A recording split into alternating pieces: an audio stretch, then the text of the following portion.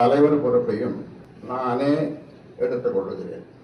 தேர்தலின் வெற்றிக்காக அயராது உழைக்க வேண்டும் என்ற நோக்கில் பாட்டாளி மக்கள் கட்சியின் தலைவராக பொறுப்பு வகித்து வரும் மருத்துவர் அன்புமணி ராமதாஸ் பாட்டாளி மக்கள் கட்சியின் செயல் தலைவராக நியமனம் செய்கிறேன். பாட்டாளி மக்கள் கட்சியின் செயல் தலைவராக நியமனம் செய்கிறேன்.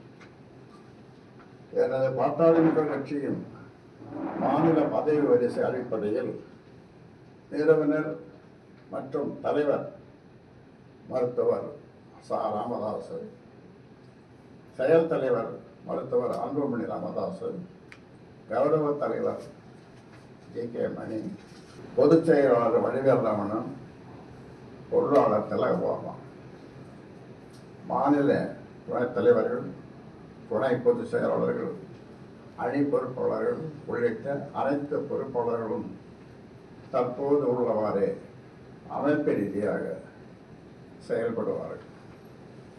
இந்த அறிவிப்பை ஏற்று பாட்டாளி மக்கள் கட்சியினர் ஒன்றுபட்ட உணர்வோடும் தீவிரமாக செயல்பட்டு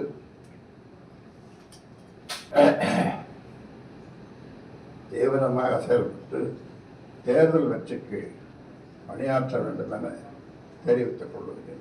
மேலும் மே 11 மாமல்லபுரத்தில் நடைபெறும் வன்னியர் இளைஞர் பெருவிழா மாநாடு இதுவரை கண்டிராத அளவிற்கு மாபெரும் வெற்றி மாநாடாக நடத்திட மாநாட்டு குழு தலைவராக நியமனம் செய்யப்பட்டுள்ள மருத்துவர் அன்புமணி ராமதாஸ் அவர்களோடு இணைந்து ஒன்றுபட்ட உணர்வோடு உழைக்க வேண்டும் என தெரிவித்துக் கொள்கிறேன்.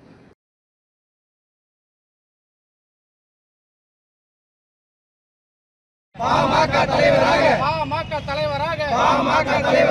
மருத்துவர் சின்னையா அன்புமணி அவர்கள் தலைவராக வேண்டும்.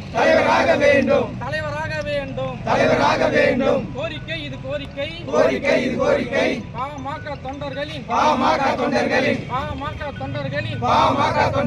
கோரிக்கை இது கோரிக்கை. பேசுவாங்க.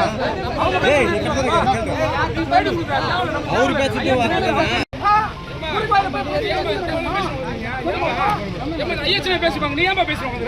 நீ ஏன் பேட்டி கொடுக்குறா? நீ பேட்டி கொடுக்குறா?